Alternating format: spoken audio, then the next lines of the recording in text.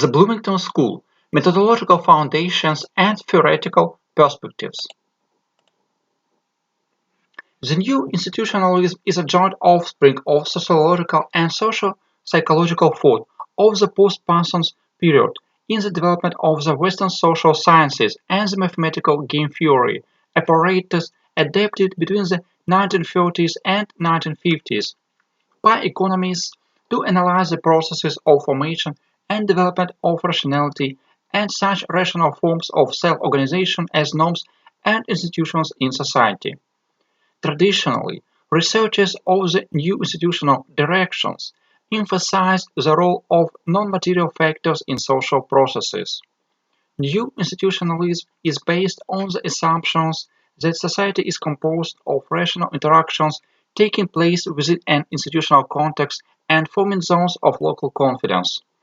The Bloomington School is one of the leading scientific schools in the development of new institutional methodology. For a long time, the school was headed by Vincent Ostrom and Eleanor Ostrom, the Nobel Prize laureate in economics.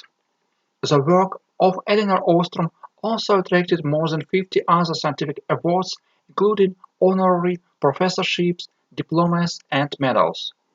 The Bloomington School is a rather loose term referring to groups of researchers and students who were connected by educational, methodological, and/or scientific ties with Eleanor Ostrom.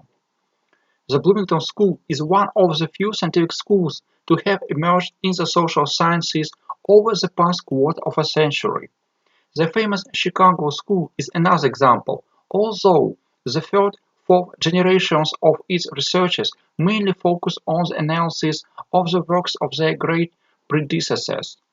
The development of the Bloomington School is not influenced by the fact that many researchers live outside Bloomington, where the school was initially formed.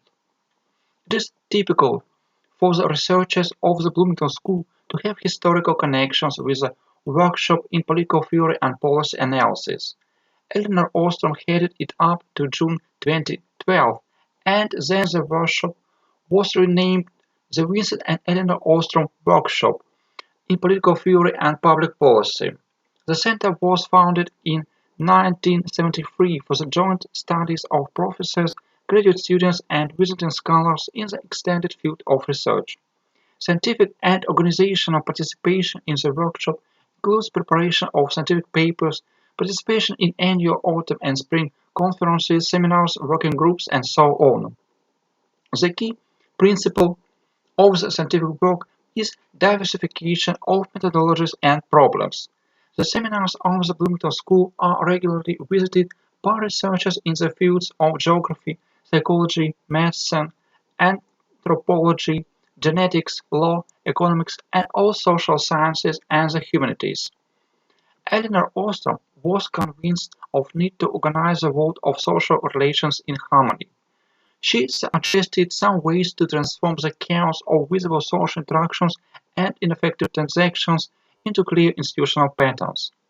The humanistic and aesthetic beliefs of Eleanor Ostrom directly influenced her conceptual position on how to transfer ideal patterns of behavioral interactions created through institutional modeling and laboratory experiments into everyday reality.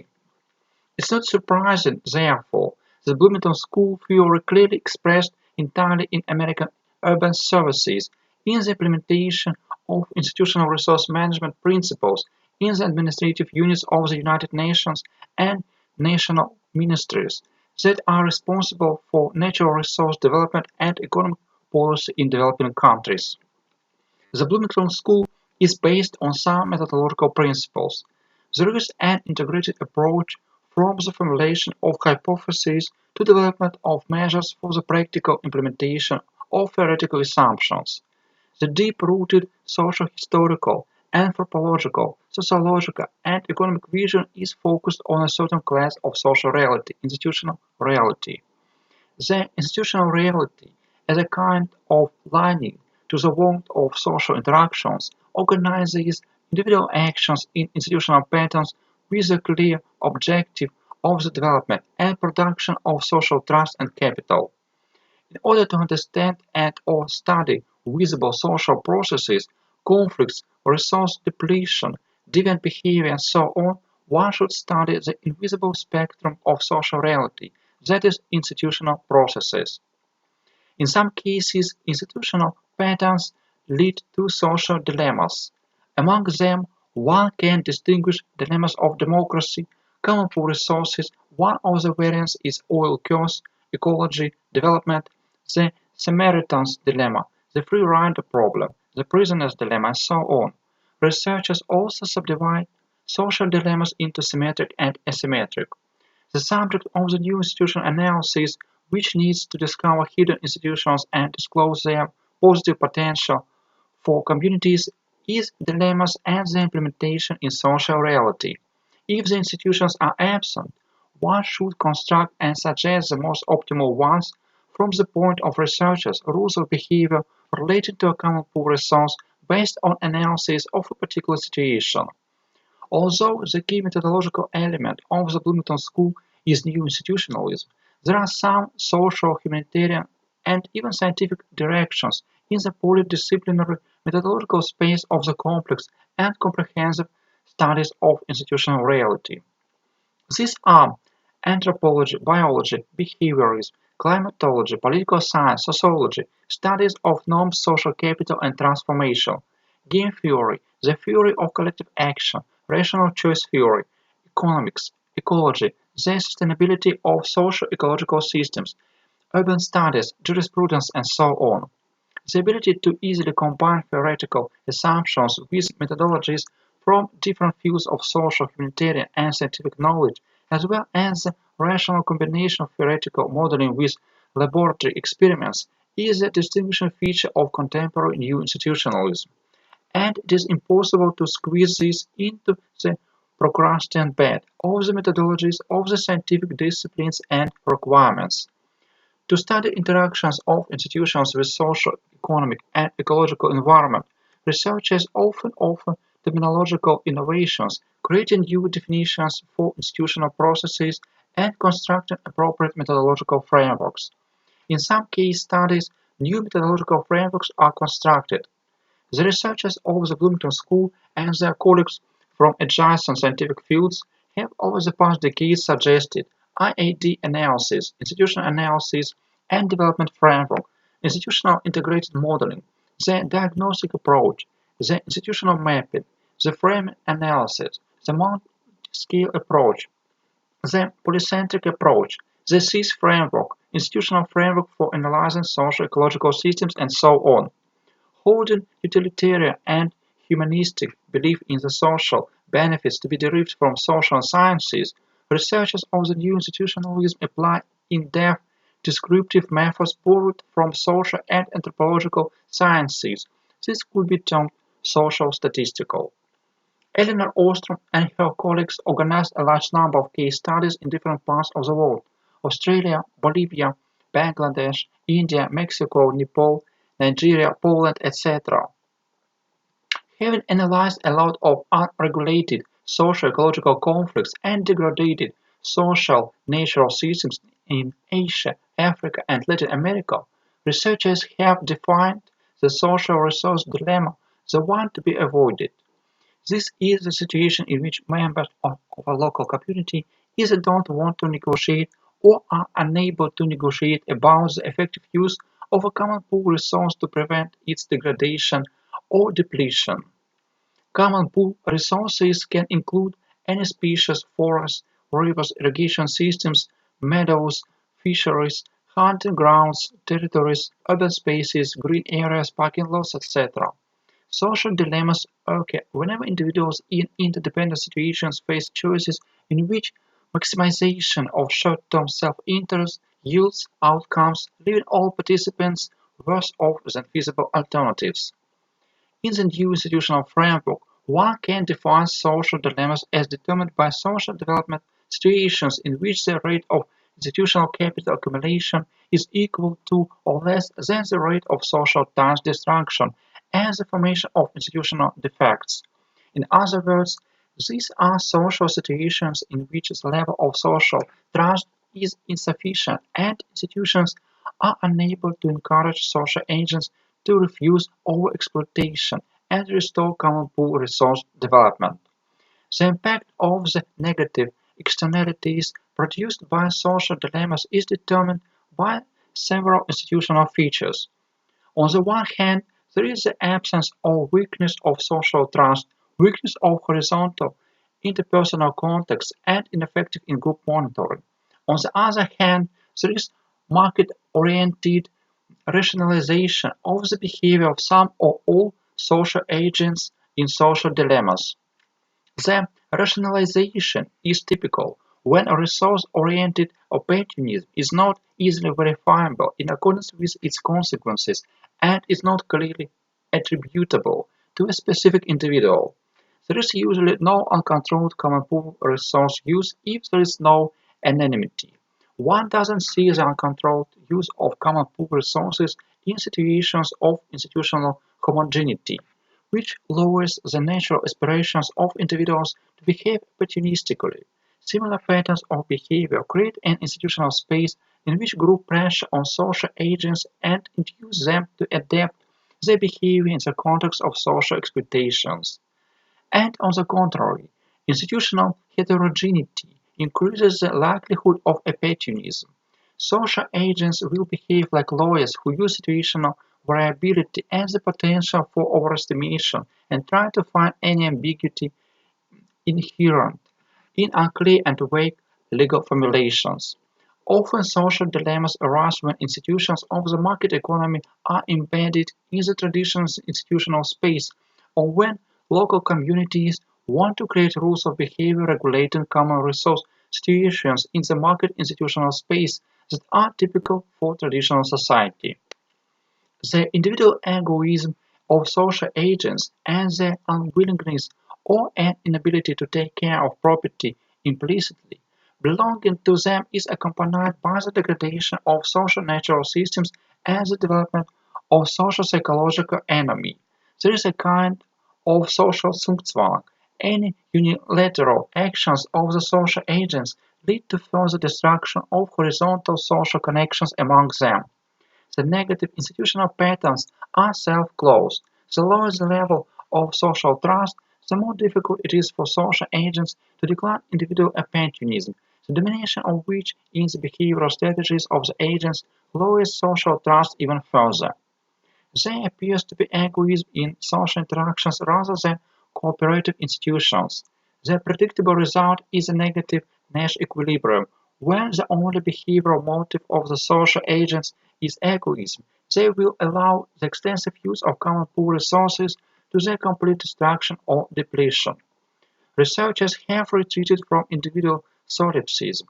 The problem is not in the social actions and/or egoism of social agents, because they can in some communities reach agreements on the protection, monitoring, and transfer of individual rights to common pool resources to one another. The difficulties have an institutional character because either the necessary institutions don't encourage social actors to monitor common pool resources, or the institutions don't exist at all, and it provokes opportunistic behavior even among environmentally, socially, and altruistically oriented individuals.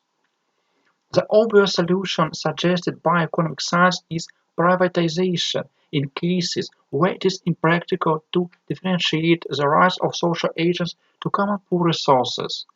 The market logic supposes that the rational agent constantly participates in the competitive race for common pool resources. Other members of the community are rivals for him, and if he is not able to use a common pool resource egoistically, other social agents will sooner or later do it instead of him.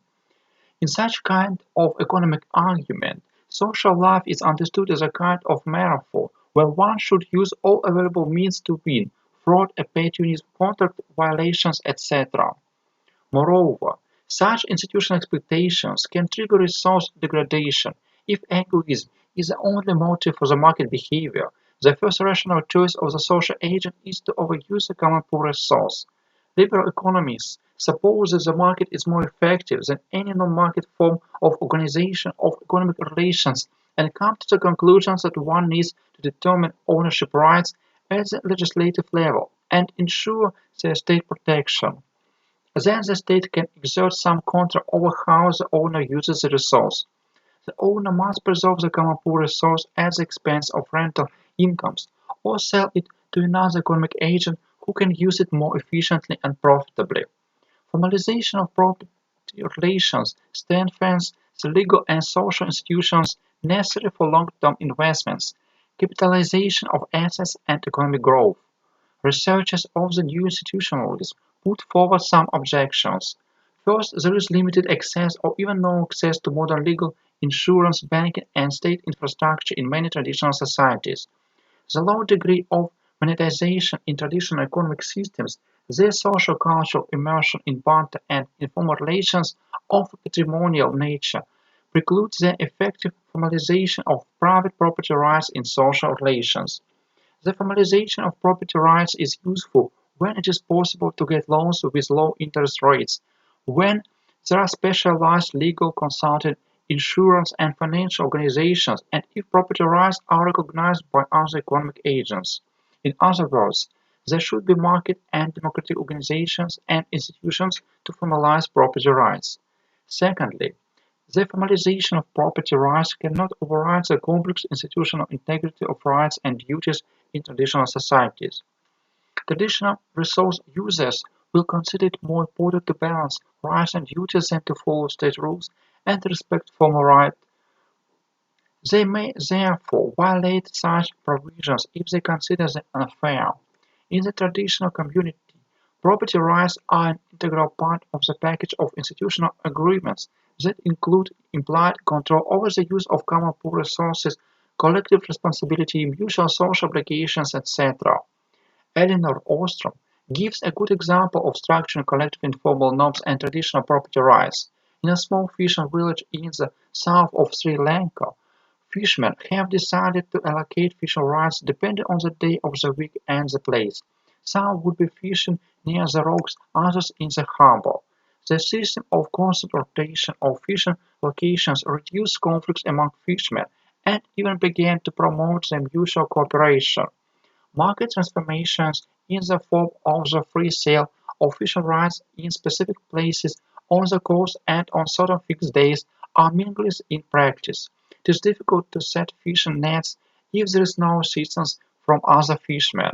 A fisherman needs agreement with other fishermen to purchase or sell his rights to fish.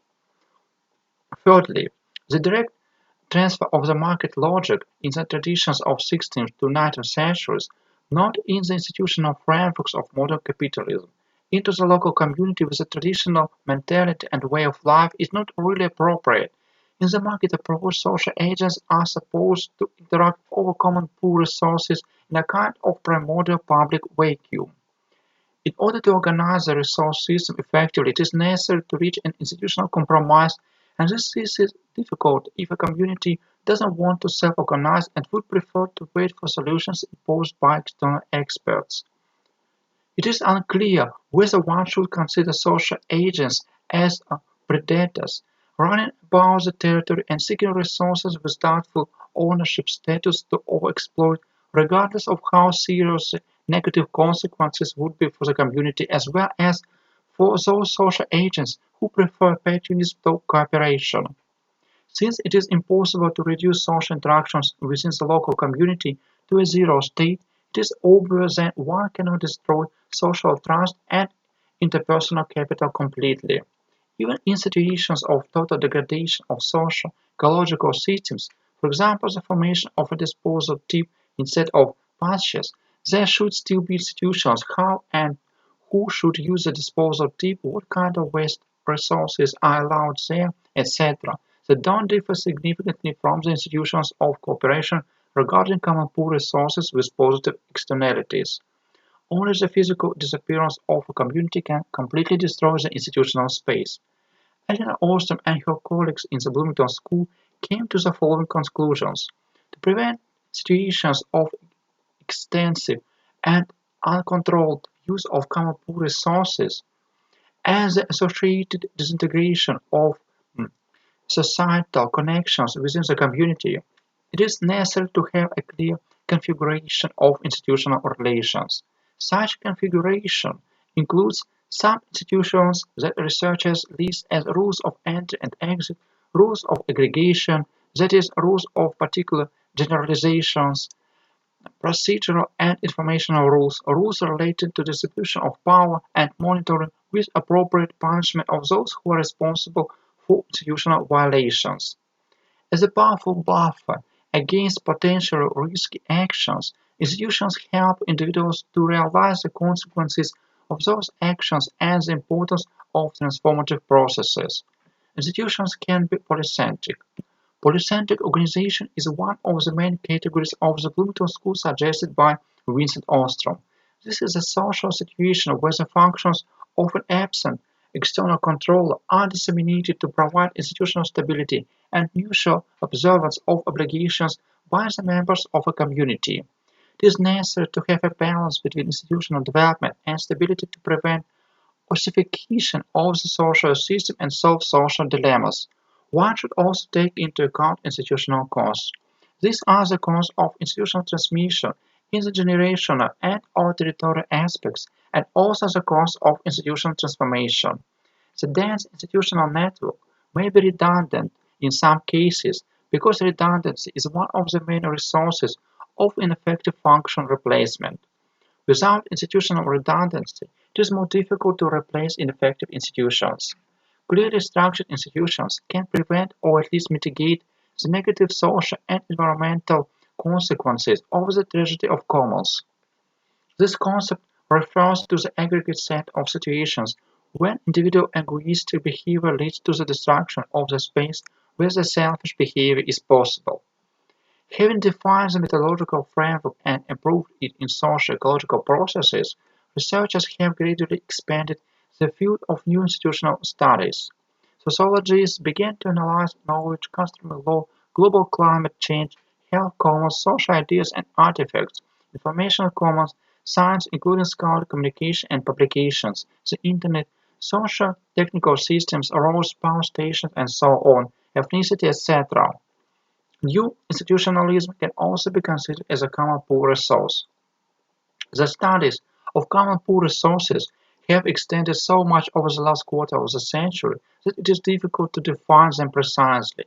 One can consider common pool resources as the integrity of financial, human, physical, and social capital, which requires institutional regulation in order to be used and preserved. Common pool resources can result in both positive and negative externalities, either cooperation and coordination, or destruction of social trust. Common pool resource is rather a pattern of institutional relations among interacting social agents about almost any social or physical object in accordance with the appropriate problems of regulation, monitoring, sanctions, etc. In the new institutional studies, some questions are still unclear. Firstly, these are questions about definitions of social dilemmas and common pool resources. These concepts continue to be broadened excessively. Second, there is almost no analysis of the problem of institutional stability. If researchers bring new institutions into the community, or if communities create such institutions based on consultations or on scientific monographs, it's not clear what happens with the previous non-cooperative rules of behavior, whether members of the community forget about them and they become a part of history, or whether such rules become temporarily inactive in the shadows and can be reactivated at the first opportunity. At least analysis of ethno-social processes in the Northern Caucasus clearly shows institutional traces of previous Soviet epochs and imperial periods in the form of some elements of the legal systems of Adat and Sharia. Besides, the new institutionalism doesn't often take into account the fact that institutions are the object of constant political and social struggle and competition, both within the community and beyond it.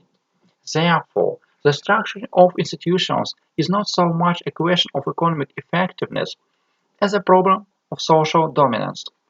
The third unresolved problem is the conceptualization of institutional disintegration.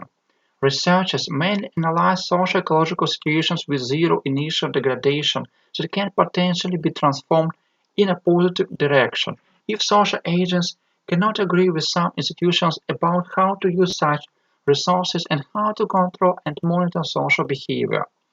Such institutional measures can reduce the potential risk of free-rider dilemmas, that is, they reduce the likelihood that the social agents involved will behave opportunistically and egoistically, although rational in the market sense.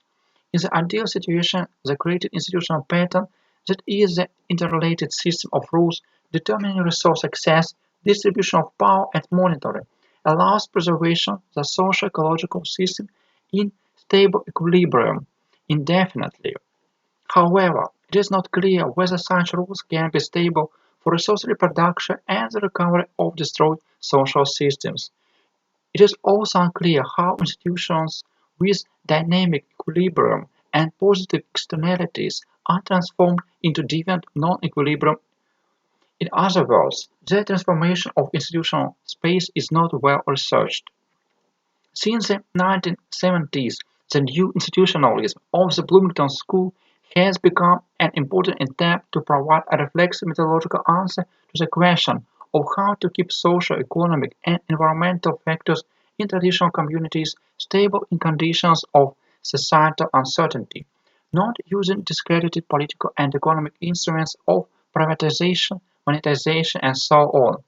The concepts and ideas that seemed marginal decades ago now form the part of the social knowledge mainstream, but there is still much to do.